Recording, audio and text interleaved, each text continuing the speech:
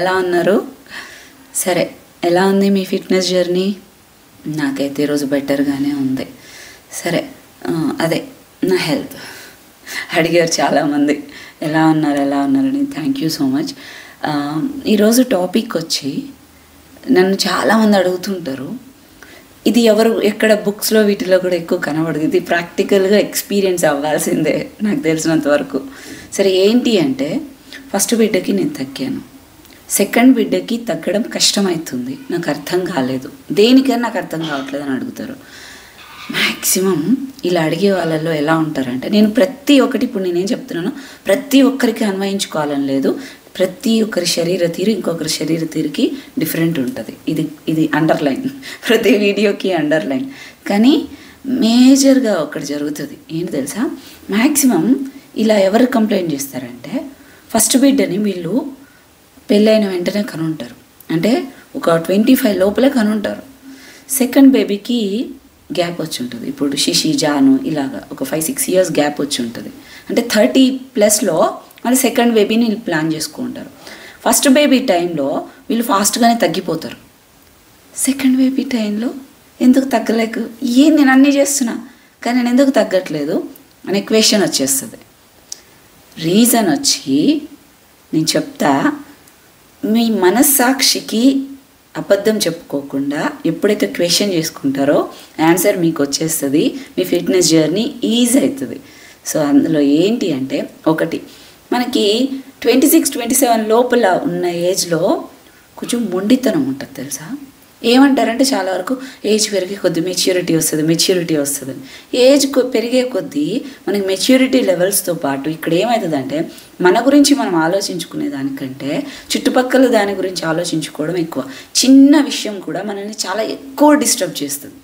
అది పేరెంట్స్ కావచ్చు, హస్బెండ్ కావచ్చు, అత్తమామలు కావచ్చు, పిల్లలు అవ్వచ్చు, అసలు ముఖం తెలియని వాడు అనిన మాటలు అవ్వచ్చు, అసలు మనకు సంబంధమే లేదు, ఏదో ఇన్సిడెంట్ జరిగింది అది అవ్వచ్చు, ఏదైనా కూడా 30sలో అంటే ఒక ఏజ్ పెరిగే కొద్దీ మనం రెస్పాండ్ అయ్యే విధానం, ఆలోచించే ఓవర్ థింకింగ్ అనేది వేరే రకంగా ఉంటుంది ఒక ఏజ్ పెరిగే కొద్దీ. 25 ఇట్లా ఉన్నప్పుడు మొండితనం ఎలా ఉంటుంది తెలుసా? ఆ టైంలో కాన్సన్ట్రేషన్ మొత్తము ఏదన్నా ఒకటి చేయాలనే దాని మీదనే ఉంటుంది. మన మీద మనకు కొంచెం కేరింగ్ అనేది కూడా ఎక్కువే ఉంటుంది. మనల్ని ఎవరైనా ఒక మాట అన్నా ఒప్పుకోం, అది చేయాలి. ఏదన్నా కేరింగ్ కూడా, స్కిన్ కేర్, నేను ఎంత తెలుసా, నేనే ఒక్కొక్కసారి ఆలోచిస్తా, నా స్కిన్ కేర్ రొటీన్ అసలు ఎట్లా ఉండదు. ఇప్పుడైతే ఒక స్కిన్ గ్లో మిక్స్ ఒకటి తీసుకుంటా, ఫుడ్ కరెక్ట్గా తీసుకుంటా, డైజెషన్ ప్రాపర్గా ఉందో లేదో చూసుకుంటా, ఆ స్కిన్ గ్లో ఫేస్ ప్యాక్ ఏదో ఒకటి వారంలో 2-3 సార్లు వేసుకుంటా, సున్నిపిండి రెగ్యులర్గా బాత్కి యూజ్ చేస్తా, ఇంతే. ఏం స్పెషల్ స్కిన్ కేర్ ఉండదు. మాయిశ్చరైజర్, సాఫ్రాన్ జెల్లో, చంద్రదగ్రత మాయిశ్చరైజర్ పెట్టుకుంటా. కానీ నేను 25లో అట్లా ఫస్ట్ డెలివరీ తర్వాత అప్పుడు మార్క్స్ పడదేవని చెప్పి డెలివరీ టైంలో, డెలివరీ టైంలో బాగానే ఉంటుంది, తర్వాత హార్మోనల్ ఇంబ్యాలెన్స్ వల్ల స్పాట్స్ వచ్చేయడం ఇట్లాంటివి వస్తాయి కదా, దానికి ఏం కేర్ తీసుకునేదని తెలుసా. ఒకప్పుడు నేను ఫేస్ ప్యాక్లు కొత్త వీక్లీ ఇదేంటి స్కిన్ టైట్నింగ్ ప్యాక్స్ అంటే ఏమేమో ట్రై చేసేది. ఆ టైంలో ఉన్న కేరింగ్ ఏమవుతుందంటే, ఏజ్ పెరిగే కొద్దీ తగ్గుతుంది. ఇక్కడ ఈవెన్ మనకి ఏదైనా ఒకటి చెయ్యాలి అంటే కన్సిస్టెన్సీ మెయింటైన్ అవుతుంది. ఫస్ట్ ఆఫ్ ఆల్ అది ఎంత కష్టమైనా సరే నోట్ చేసుకొని మరి చేస్తాం, ఎంత కష్టమైనా. 6 నెలల సంవత్సరం కూడా మనం చాలా ఇంట్రెస్టింగ్గా చేస్తాం. కానీ 30s తర్వాత వచ్చినాక ఒక బేబీ అయిపోయి సెకండ్ బేబీకి వచ్చిన ఓపిక తగ్గుతుంది, కన్సిస్టెన్సీ మెయింటైన్ అవ్వడం కష్టమవుతుంది. ఇది నేను కూడా పర్సనల్గా చూశాను. ఒక టైంలో నా మిస్టేక్ ఇదని అర్థమైన తర్వాత నేను రెక్టిఫై చేసుకున్నాను. అంటే ఇంట్లో ఏం ఫంక్షన్లు వచ్చినా, లేదు అంటే బయట చెప్పినా కదా, వేరే ఇంకేం జరిగినా అన్నీ అతిగా ఆలోచించడం ఉంటుంది. 25 ఆ టైంలో అంత ఉండదు, మొండిగా ఉంటాం. మన పని మనకు ఖచ్చితంగా మనకు జరిగిపోవాలి, మనకు సంబంధించింది మాత్రం, పక్కన వాళ్ళది ఏదన్నా అయిపోవాలి, ఇది ఒకటి ఉంటుంది. కన్సిస్టెన్సీ మెయింటైన్ అవుతుంది. ఇక్కడ 30+లో ఇంకో బేబీ పుట్టిన తర్వాత మన మీద మనకి కొంచెం ప్రియారిటీ మారిపోతుంది. పిల్లలు వస్తారు, ఫ్యామిలీ వస్తారు, ఇంకా ఇతర ఏదైనా సమస్యలు వస్తే వాటిని ప్రియారిటీ కింద వస్తుంది. మనదంతా స్కిన్ బాద్ది, హెయిర్ బాద్ది, వెయిట్ బాద్ది, ఏది అన్నీ చేయాలని ఉంటుంది, బట్ కన్సిస్టెన్సీ మిస్ అవుతుంది. ఒకవేళ చేసినా మధ్యలో చేసి వదిలేయడం ఇది ఉంటుంది. Second thing, metabolism. ఏజ్ పెరిగే కొద్దీ శరీర పనితీరు కూడా తగ్గుతూ వస్తుంది.